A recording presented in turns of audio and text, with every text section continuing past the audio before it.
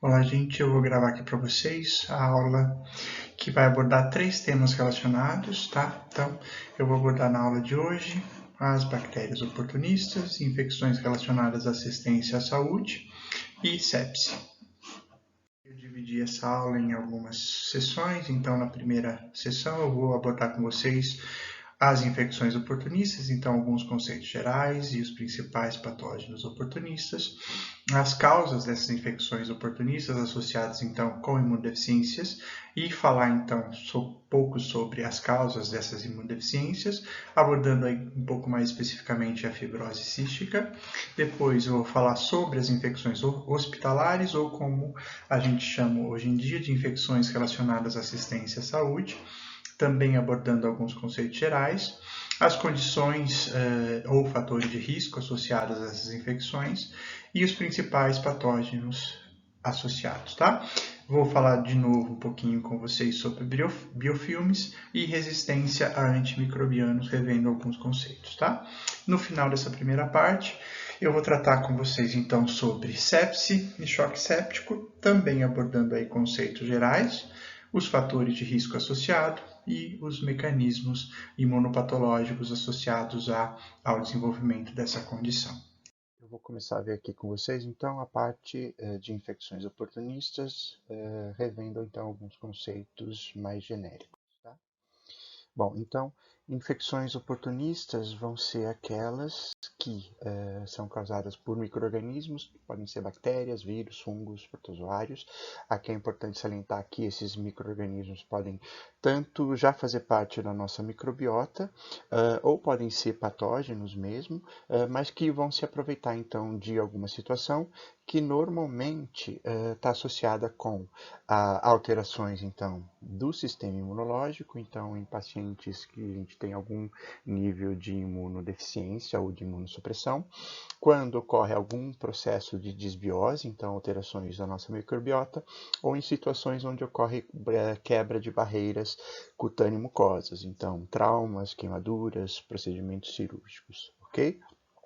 Normalmente, essas infecções elas vão ser causadas então por uma imensa quantidade de micro-organismos, que podem ser então bactérias, podem ser fungos, vírus ou mesmo parasitas, tá? Então aqui nessas tabelas está relacionado aos principais agentes oportunistas, tá? Classificados aí então por tipo de micro-organismo. A gente já estudou durante esse módulo vários dessas bactérias, então aqui eu destaquei em verde as bactérias que foram abordadas nas minhas aulas, em azul as bactérias que foram abordadas pelo Alexandre, e eu vou falar com vocês ainda no final da aula de hoje sobre três bactérias ou três espécies aí de bactérias que a gente ainda não abordou, tá? Pseudomonas aeruginosa, a Moraxella catarrhalis e as bactérias do gênero Acinetobacter, tá bom? A parte de infecções oportunistas por vírus e fungos, a gente vai ver em outros módulos da disciplina de microbiologia e provavelmente vocês já devem ter visto alguma coisa na parasitologia sobre esses parasitas oportunistas, ok?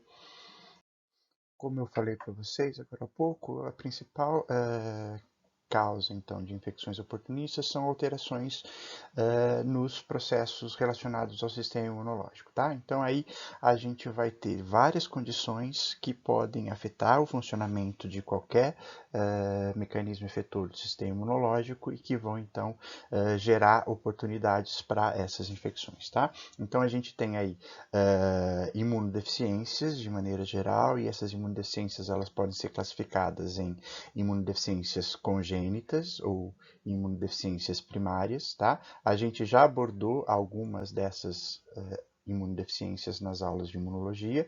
A gente já viu que eu posso ter aí imunodeficiências congênitas, ou seja, mutações que afetam componentes da resposta inata, então deficiências de complemento, deficiências de fagócitos, como da doença granulomatosa crônica, deficiências de expressão de moléculas de adesão e etc. Tá?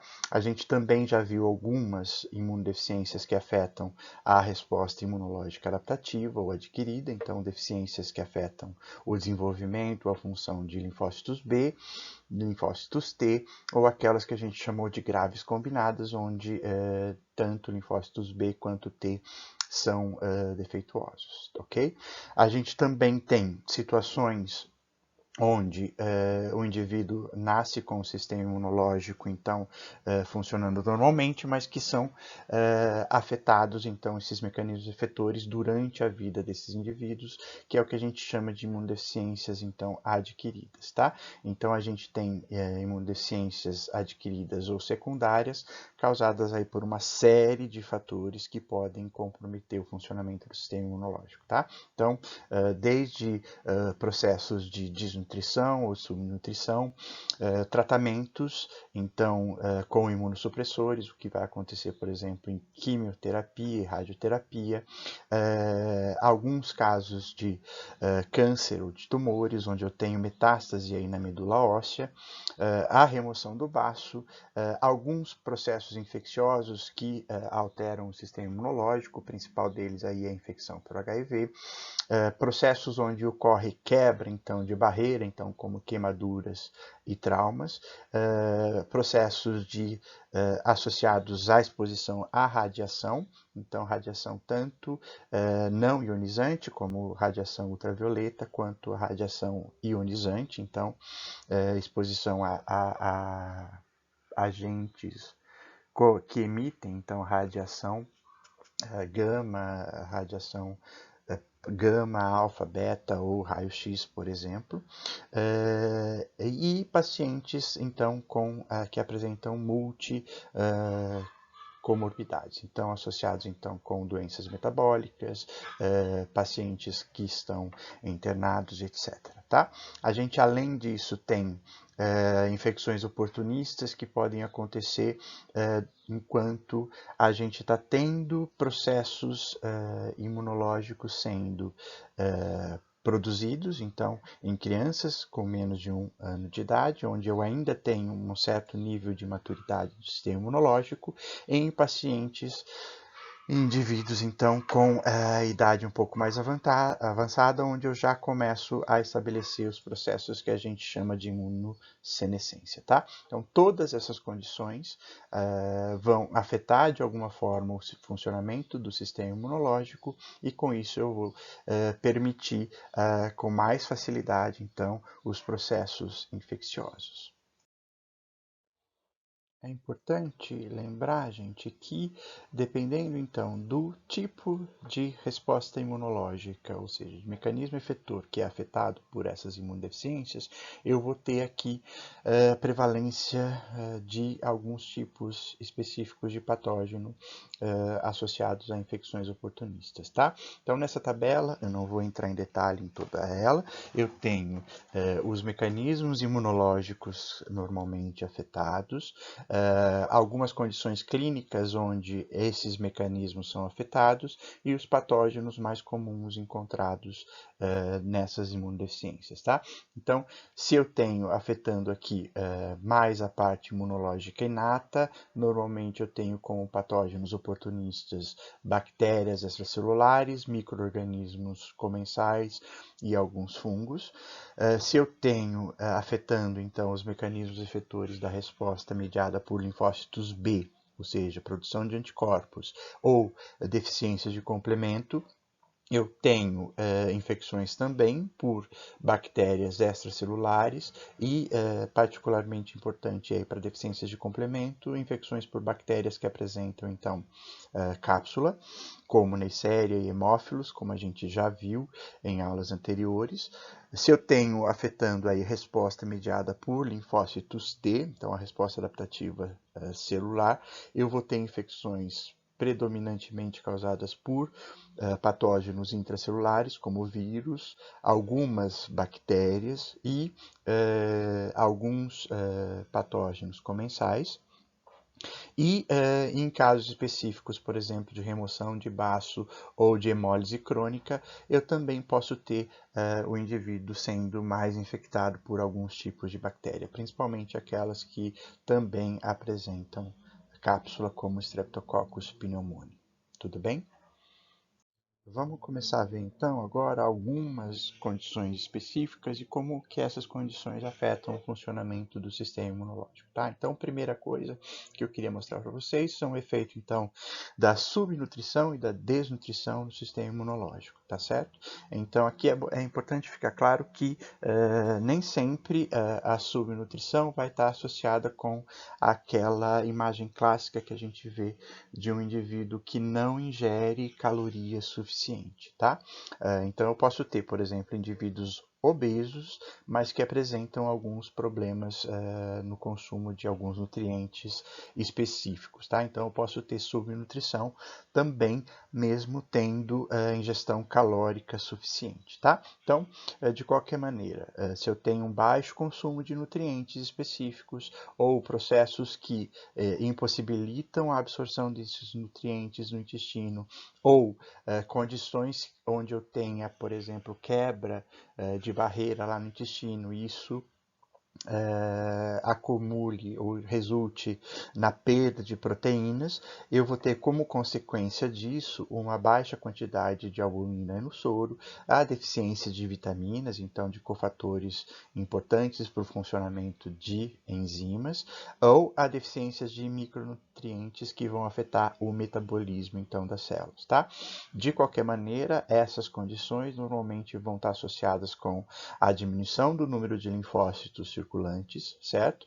Esses linfócitos, principalmente linfócitos T, vão ser afetados e por isso aqueles testes de hipersensibilidade do tipo tardio vão ser negativos, o que vai indicar aí uma dificuldade na geração de células de memória. Eu também posso afetar com a diminuição desses nutrientes a atividade de alguns fagócitos e também diminuir a produção de anticorpos, tá? Independentemente disso, eu vou ter como consequência, então, sempre o aumento de infecções nesses indivíduos afetados por baixo consumo ou de calorias, no caso de desnutrição, ou de nutrientes específicos, no caso aí de subnutrição. Tudo bem? Uma outra condição que afeta aí o funcionamento do sistema imunológico, especificamente as barreiras que a gente viu lá nas aulas de imunologia, são os traumas, então lesões ou queimaduras, e aí particularmente indivíduos que apresentam uma área extensa do corpo afetado por essas queimaduras, então eu tenho quebra da barreira epitelial, certo? Que vai permitir, então, o aumento do acesso de patógenos ou mesmo de micro-organismos comensais que estão ali no nosso corpo. Esse processo aí, então, de traumas vai lesar células, o que vai gerar uma resposta inflamatória, e aí, dependendo da extensão desse trauma da queimadura, eu vou ter, então, os processos de vasodilatação, aumento de permeabilidade, ativação de células e inflamação, de uma forma um pouco bastante importante, então, sistêmica, o que vai levar a hipotensão, como a gente vai ver daqui a pouco na sepse, o aumento do número de células inflamatórias e o dano tecidual causado, então, por esse processo inflamatório.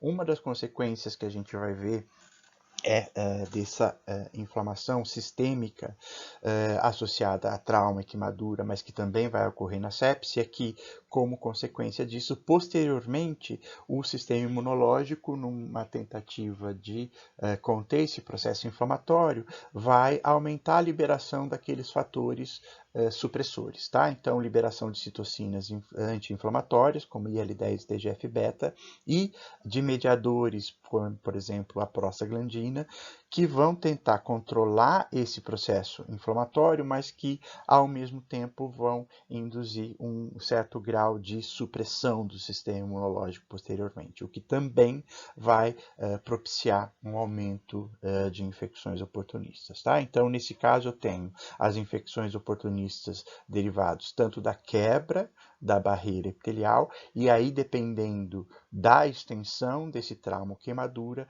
como consequência eu tenho um processo posterior de imunossupressão mediada pelo próprio sistema imunológico, tá? A gente vai ver isso com um pouco mais de detalhe quando eu falar com vocês sobre a sepse. E aqui, só para finalizar com vocês essa parte de infecções oportunistas, eu queria falar com vocês de uma doença específica, a fibrose cística. Provavelmente vocês já viram alguma coisa disso, talvez em genética ou fisiologia, ou talvez até bioquímica, que é uma condição genética, então uma doença genética, causada por uma mutação em um gene chamado CFTR, uma proteína então que regula a saída de íons bicarbonato e de cloro, principalmente no epitélio mucoso, tá certo? E que vão interferir então com a produção, com o funcionamento de barreiras epiteliais específicas, particularmente aí as barreiras associadas ao trato respiratório superior, tá bom? Então, o que a gente tem no indivíduo normal é que esse trato respiratório, ele vai ter aquele epitélio ciliado, tá certo? Vocês já devem ter visto isso talvez na histologia. E esse epitélio ciliar, ele vai estar presente em algumas regiões então do trato respiratório e vai ser importante para a eliminação de patógenos ou de bactérias que porventura têm acesso ao trato respiratório, tá? Como é que funcionaria esse epitélio ciliar? Então, no indivíduo normal, a gente tem ali nas células, na mucosa desse trato respiratório, algumas células epiteliais que vão apresentar na sua superfície aqui cílios, que vão estar constantemente batendo, então eles vão estar constantemente se movimentando, e esse movimento combinado com o muco que é secretado aqui pelas células caliciformes vai está constantemente removendo desse epitélio, da superfície desse epitélio, potenciais micro-organismos que tenham entrado, que tenham tido acesso ao trato respiratório, tá? Para que esse muco tenha a consistência ideal que permita esse batimento e a remoção desses micro-organismos, então é importante a presença dessas proteínas, tá? Então, com essas proteínas eu vou manter aqui nesse muco, nesse epitélio, um pH neutro, tá certo? Uma quantidade ideal aí de sais e de íons, o que vai permitir então com que o muco seja produzido com uma fluidez normal. Uma vez que eu tenho mutações nessa proteína que faz o transporte desses íons para a parte externa das células, eu vou ter então alterações na osmolaridade aí desse muco, o que vai fazer com que diminua a presença de água nessa camada mucosa, e com isso o muco produzido pelas células caliciformes vai ficar cada vez mais espesso. Tá certo? Essa viscosidade, então, alterada do muco, decorrente aí da diminuição da água presente aí nesse meio externo, vai fazer com que, depois de um tempo, se formem tampões de muco, então, que vão impedir a secreção, então, de água para fora aí, do nosso organismo. Com isso, a viscosidade desse muco vai ficar muito grande. Isso vai fazer com que os cílios presentes nessas células epiteliais deixem de funcionar de maneira adequada, tá? Então eu vou ter uma diminuição importante, às vezes até parada do batimento desses cílios, e com isso eu não consigo remover mais os micro-organismos que porventura tenham entrado pela respiração, tá? Uma vez que eu vou ter, então, a não eliminação desses micro-organismos, eles vão conseguir proliferar e, em algum momento, eles podem acabar lesionando esse epitélio e ganhando acesso aí ao interior do nosso organismo, tá? Vocês já devem ter ouvido falar da fibrose cística, como eu mencionei em algumas outras aulas, e aqui para a microbiologia é importante porque ela é uma condição que vai favorecer infecções então oportunistas, particularmente por uma das bactérias que a gente ainda vai falar hoje, que é a Pseudomonas aeruginosa, ok? Bom, vou começar então a falar agora para vocês sobre os processos associados ao que a gente chama de infecção hospitalar ou infecção relacionada à assistência à saúde, ok? Bom, como definição, então, infecção hospitalar seria aquela adquirida pelo paciente durante o período em que ele estava internado, então no hospital, ou então infecções que são associadas com algum procedimento realizado em ambiente hospitalar, desde que essas infecções elas não estivessem presentes no paciente antes da internação. Ok? Essas infecções elas também podem ser, então, se manifestar no paciente, inclusive após a sua alta, tá certo? Atualmente, esse termo infecção hospitalar ele tem sido substituído por infecção relacionada à assistência à saúde, porque ocorrem que algumas infecções elas não só são adquiridas no hospital, mas elas podem estar relacionadas com alguns procedimentos realizados por profissionais então de saúde, tá? Então, em ambiente ambulatorial ou mesmo durante cuidados domiciliares e mesmo associados então a infecções ocupacionais por profissionais de saúde, tá? Então é um termo muito mais abrangente que está sendo então preferido em relação às infecções hospitalares.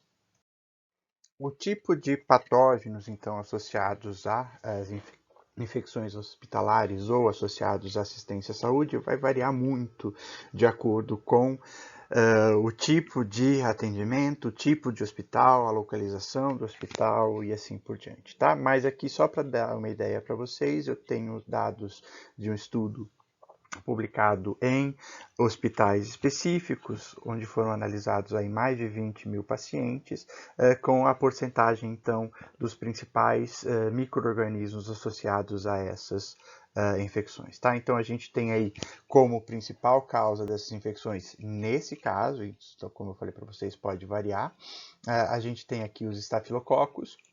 Então, tanto o Staphylococcus aureus quanto aquelas outras espécies de Staphylococcus que a gente chamou de coagulase negativos. A gente tem aí o Enterococcus, fungos, principalmente aí a Candida albicans, algumas enterobactérias, então Escherichia coli, Klebsiella, Enterobacter, e alguns patógenos que a gente ainda vai abordar hoje, como a Pseudomonas e o Acinetobacter, tá bom? Então, só de novo, isso não é igual para todos os hospitais, para todas as infecções relacionadas à assistência à saúde. Aqui é só para dar um exemplo, mostrando que em algumas situações os principais patógenos podem então variar de ambiente para ambiente, ok? Quais então são as condições que favorecem os processos de infecção hospitalar ou associada à assistência à saúde? Então a gente vai ter aí pacientes que estão no extremo da idade, como eu falei para vocês, então durante períodos onde o sistema imunológico ainda está imaturo ou pacientes que já estão iniciando o processo de imunossenescência. O tempo de internação desses pacientes, então quanto mais tempo de internação, mais probabilidade ele vai ter de ser infectado.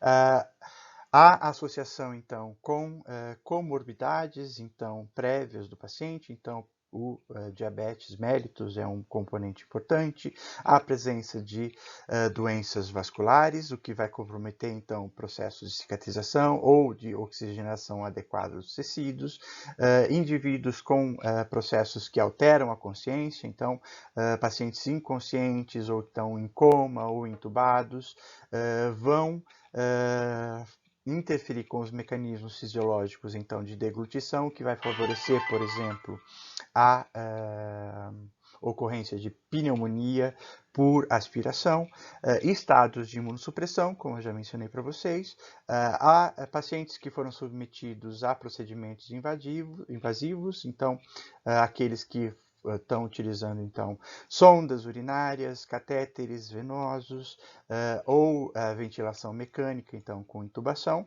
e procedimentos cirúrgicos, então, que vão comprometer a integridade da pele e das mucosas. Então, todos esses processos vão facilitar os processos de infecção hospitalar ou associados à assistência à saúde.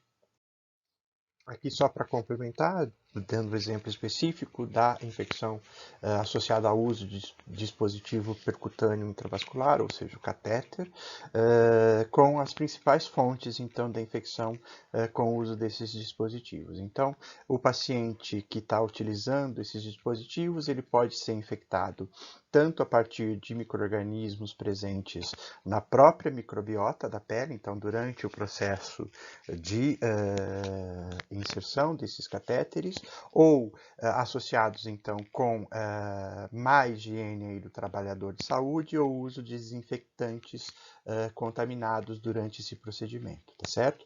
Eu posso ter infecções associadas à contaminação do próprio dispositivo, então contaminados então com a microbiota do operador ou do próprio paciente, e infecções associadas com as soluções que são então utilizadas, inseridas aí nesses catéteres, estarem contaminadas. Então eu posso ter aí tanto o próprio fluido usado para diluição de medicamentos ou contaminação durante o processo de produção então desses fluidos, ok?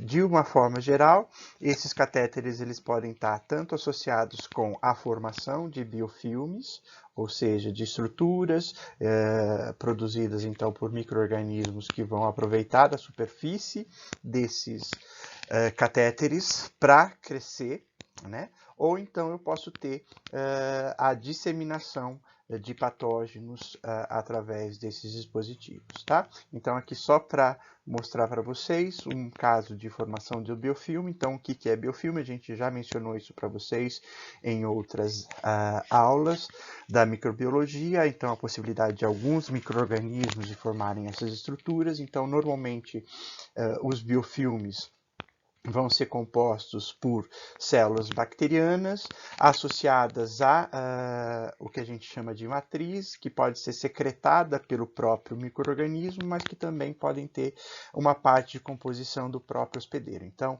fibrina, resultante aí da ativação dos processos de coagulação, ou mesmo de células do sistema imunológico, tá certo? Então, esses processos aqui de biofilme, eles podem ser compostos tanto por um único micro-organismo, como eles podem ser mistos, aí com associação de diferentes micro-organismos, de espécies diferentes de bactérias, por exemplo, ou até de classes diferentes de micro-organismos, por exemplo, associando bactérias e fungos, particularmente a Candida albicans, podem aparecer nesses biofilmes mistos, ok? Qual que seriam, então, as vantagens de formação de biofilmes para esses micro-organismos que produzem essas estruturas? Então, a primeira delas seria que eu tenho, então, a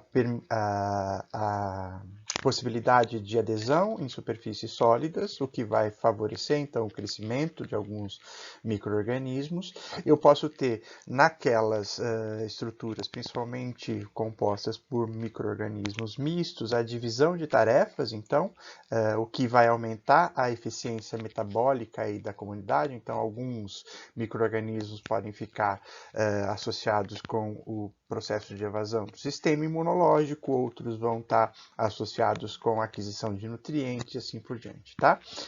Como eu falei, isso favorece a evasão do sistema imunológico, então escape, então cria-se uma barreira entre o sistema imunológico e o micro-organismo. Eu vou ter, então, uma alta densidade de micro-organismos nesse local. Pode ocorrer, então, a transferência horizontal então, de genes entre esses micro-organismos, o que pode favorecer a transferência de resistência, principalmente aos antimicrobianos, aumentar a concentração de toxinas, o que vai aumentar, então, a virulência desses micro-organismos. De novo, além de proteger do sistema imunológico, eu também posso ter uma barreira de proteção contra os agentes antimicrobianos e, uma vez que esses biofilmes são formados, eu posso ter com o tempo a desagregação então desses biofilmes e a transmissão desses agentes pela via circulatória para outros sítios, ok? Aqui nessa tabela eu tenho alguns exemplos de dispositivos que favorecem então a formação de biofilmes e os principais micro-organismos que estão associados com o uso desses biofilmes, tá? Então, dispositivos que variam aí desde lente de contato, linhas de sutura, válvulas artificiais, por exemplo, de substituição aí de válvulas cardíacas, enxertos vasculares, catéteres, como eu já mostrei para vocês, dispositivos usados para diálise peritoneal, sondas urinárias, dispositivos intrauterinos, próteses penianas ou ortopédicas, tá? Então, todos esses dispositivos artificiais vão favorecer a formação de biofilmes, tá? E aqui eu tenho aqui nessa outra lado da tabela os principais micro-organismos associados com cada um desses dispositivos. Não precisa decorar isso, tá? É só para curiosidade para vocês, tá? Para mostrar que não é todo o dispositivo que vai ser colonizado aí por um determinado tipo único de patógeno, tá? De novo, bactérias e fungos, principalmente Cândida, aí no caso, vão ser responsáveis pela formação desses biofilmes.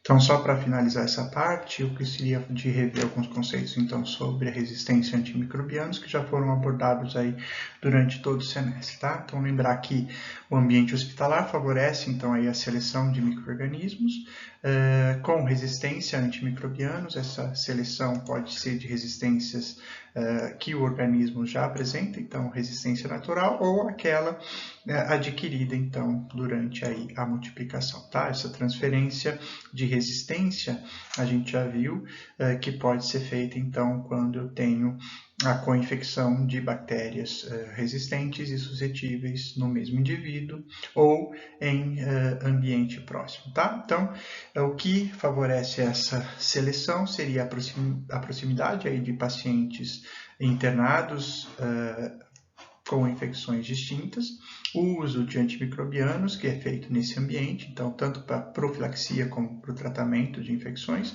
e também o tempo de internação. Então, quanto maior o tempo internado, maior a chance do paciente ter e apresentar a infecção por micro-organismos resistentes, tá? Aqui a gente tem alguns exemplos desses micro-organismos multiresistentes que a gente já viu durante todo o semestre. Então, a gente já viu o Staphylococcus aureus, resistente à meticilina ou à vancomicina, resistência então intermediária ou parcial, e a resistência completa à vancomicina. A gente já viu os casos aí de Klebsiella pneumoniae e de outros gram-negativos, resistentes então a alguns antimicrobianos por apresentarem aquela carbapenemase associada ao Klebsiella pneumoniae. A Mycobacterium tuberculosis, que a gente já viu que atualmente tem também apresentado alguns fatores de resistência. O Enterococcus, que é naturalmente resistente a alguns antimicrobianos, particularmente a vancomicina. Pseudomonas aeruginosa, que a gente vai ver ainda na aula, na segunda parte. O Clostridium difficile, que é aquele patógeno, então, aquele gram-positivo anaeróbio, que a gente já viu que é associado a infecções e resistência, porque ele tem a capacidade de formar esporos.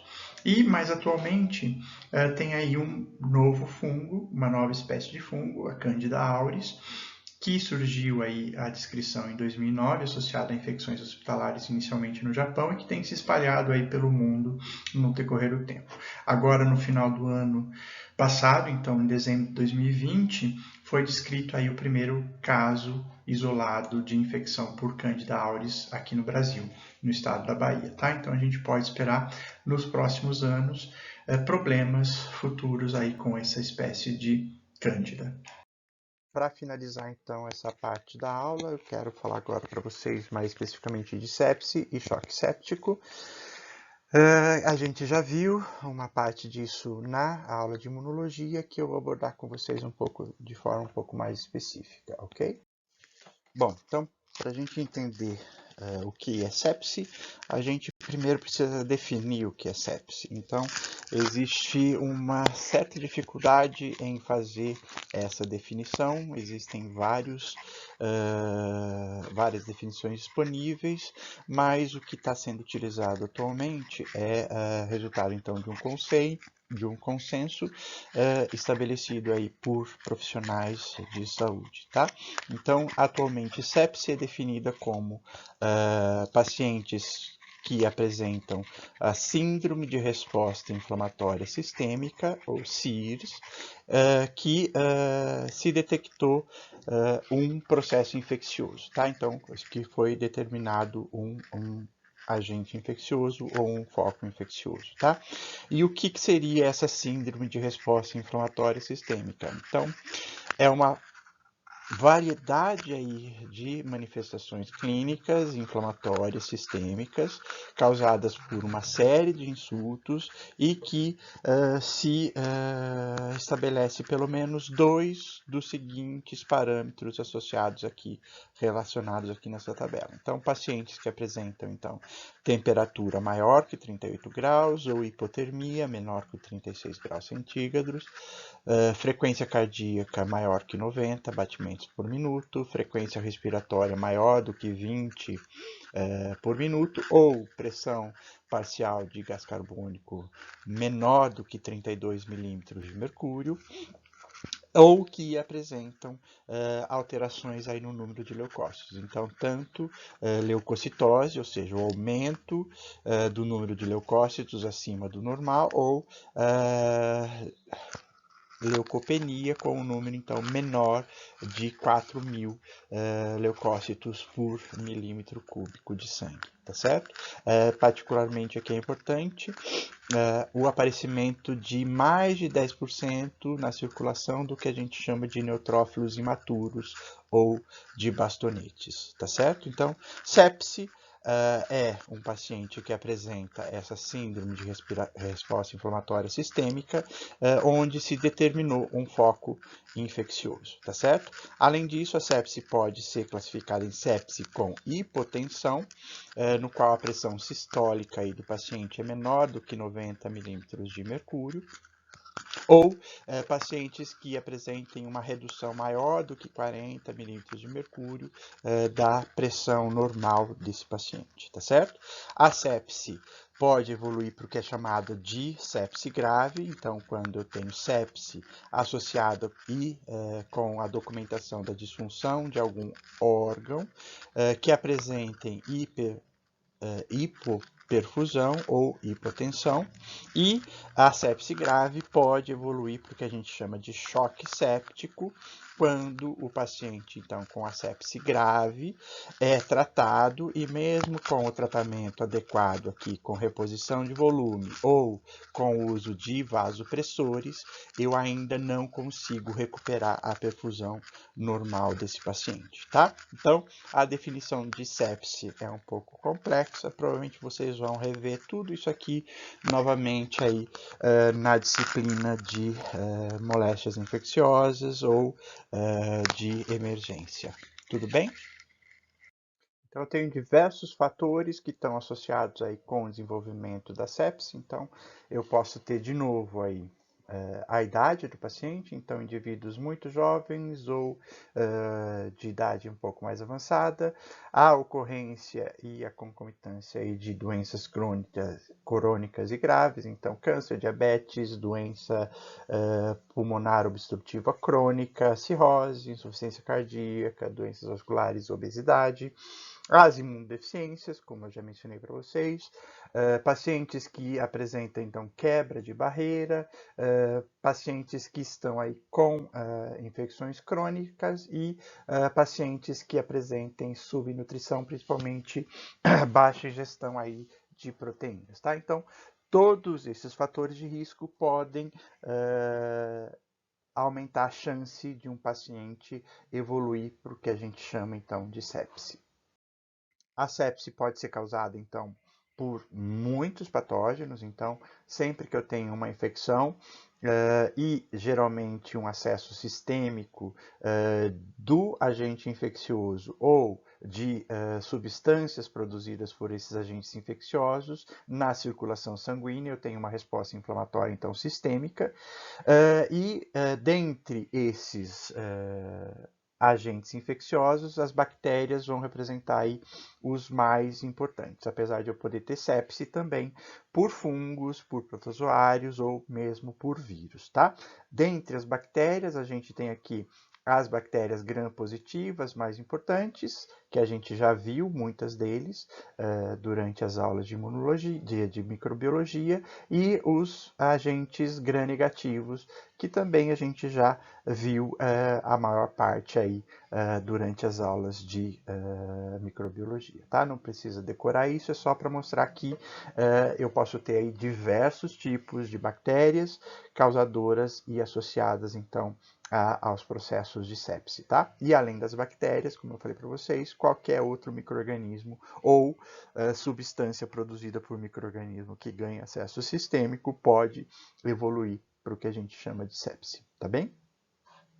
Como acontece, então, esse processo de sepse? Como é que esse processo infeccioso ele pode resultar na sepse e no choque séptico a partir dessa evolução, tá? Então, esse slide eu já mostrei para vocês nas aulas de imunologia. Então, sempre que eu tenho aí um produto microbiano ou o próprio patógeno, então, e metabólitos desse agente microbiano, que pode ser um LPS, ácido teicoico, por exemplo, de gram-negativa ou gram-positiva, tendo acesso à circulação sistêmica, eu vou ter o reconhecimento desses PAMPs por receptores de reconhecimento padrão, então, presentes nas células da resposta imunológica inata, circulantes. Eu vou ter a ativação dessas células, então, neutrófilos, monócitos ou mesmo de macrófagos teciduais, que vão começar a produzir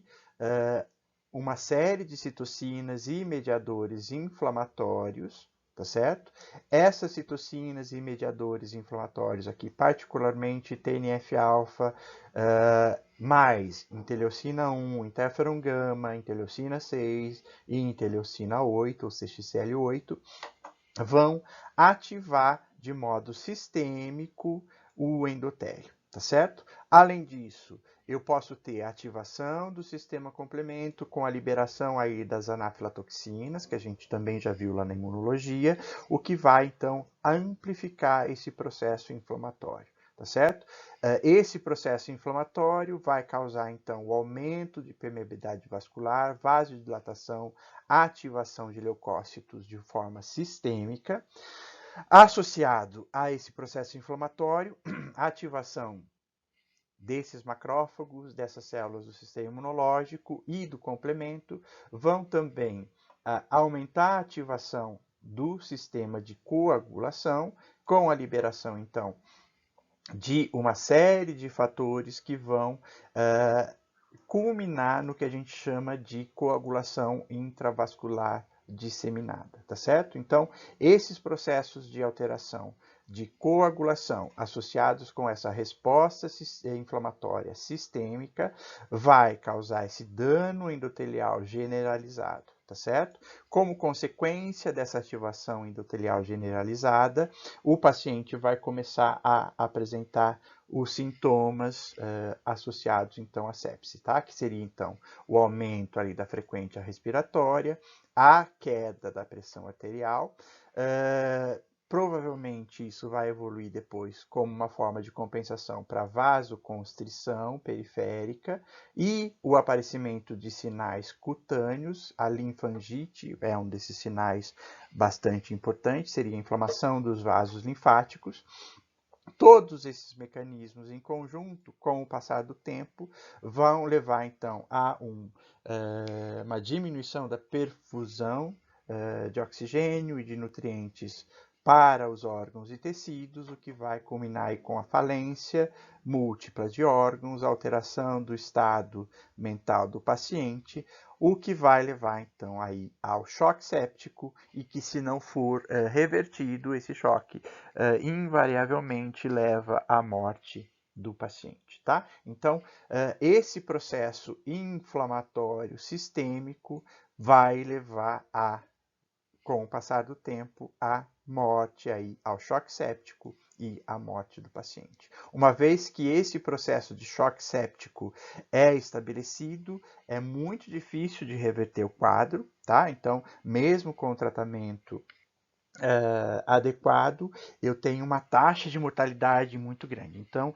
é importante eu detectar os sinais de sepse assim que eles começam a aparecer no paciente. Então, assim que o paciente começa a ter aquelas alterações iniciais de temperatura ou de alterações de leucócito ou de pressão sanguínea, eu já tenho que tentar interferir antes que eu tenho evolução para o choque séptico. Uma vez evoluído para o choque séptico, a taxa de mortalidade é muito alta, ok?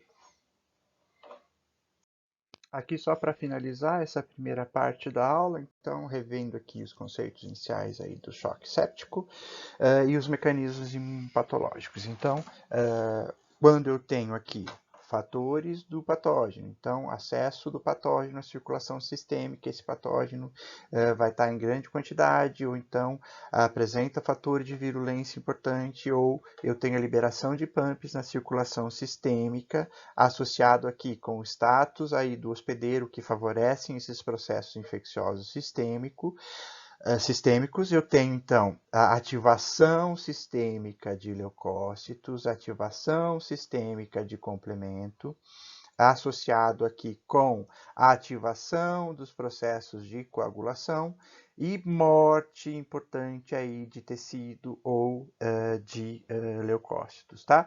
Tudo isso leva a uma grande liberação de DAMPs e de PAMPs na circulação, o que vai então culminar na perpetuação da inflamação e dos processos de inflamação sistêmica, tá? O que vai levar aos danos teciduais, principalmente aí por hipoperfusão desses tecidos. Tudo bem? Associado a esse processo de inflamação exacerbada sistêmica, o que vai normalmente levar ao choque séptico, uma característica importante da sepse e principalmente aí do choque séptico é que os pacientes que se recuperam desses processos inflamatórios sistêmicos, normalmente depois de 1 ou 2 semanas dessa recuperação, eles têm como característica um processo de imunossupressão e um aumento de suscetibilidade a infecções secundárias, tá? Esse processo de imunossupressão associado à sepse, ele vai estar associado, então, com uma forma de tentativa do próprio sistema imunológico de controlar essa inflamação exacerbada, tá?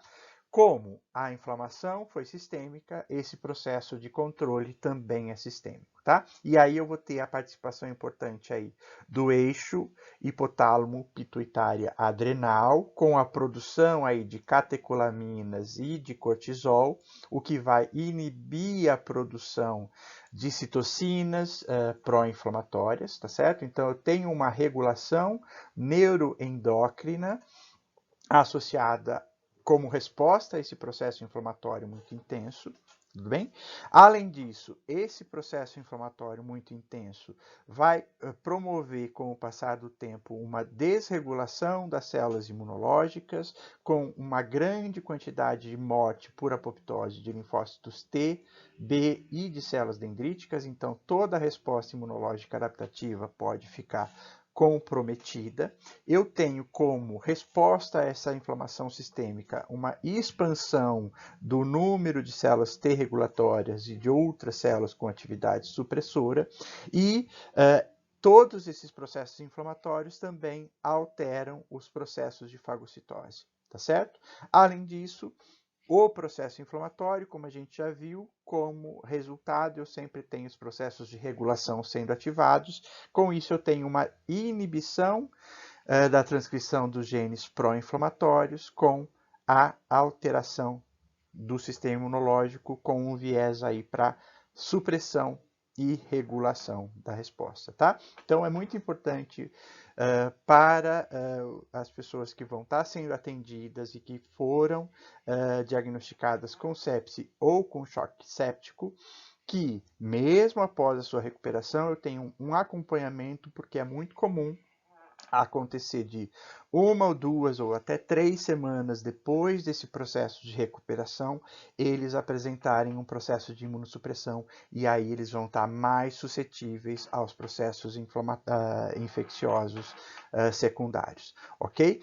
Além disso, hoje já se sabe que todo esse processo inflamatório aqui iniciado pela sepse, além desses processos de imunossupressão, podem levar a alterações importantes no sistema imunológico e no sistema nervoso central, tá? Então, é muito comum pacientes que se recuperaram de sepse, de choque séptico, a apresentarem ao longo da vida, e isso pode acontecer depois de muitos anos, uma maior incidência aí de processos que alteram o sistema nervoso central. Então, principalmente os processos de depressão e de alteração aí cognitiva nesses pacientes, ok? Então, vocês que vão ser médicos, é importante lembrar, eu tenho que tratar o processo inflamatório para recuperar e para conseguir, então, estabilizar o paciente, mas eu tenho que também acompanhar esse paciente com sepse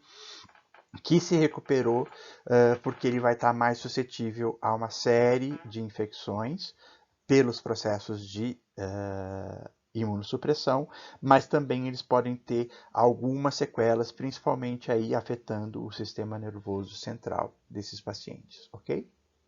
Bom, então aqui termina a parte A dessa aula. Na parte B eu vou falar com um pouco mais de especificidade sobre algumas bactérias que a gente ainda não tratou aí na disciplina de microbiologia e que vão ser importantes nesses processos de infecção de pacientes imunossuprimidos, então são patógenos oportunistas e associados a infecções hospitalares e que podem levar à sepse. Ok? Assistam então a parte B, onde eu vou tratar de forma mais específica dessas bactérias. Até mais.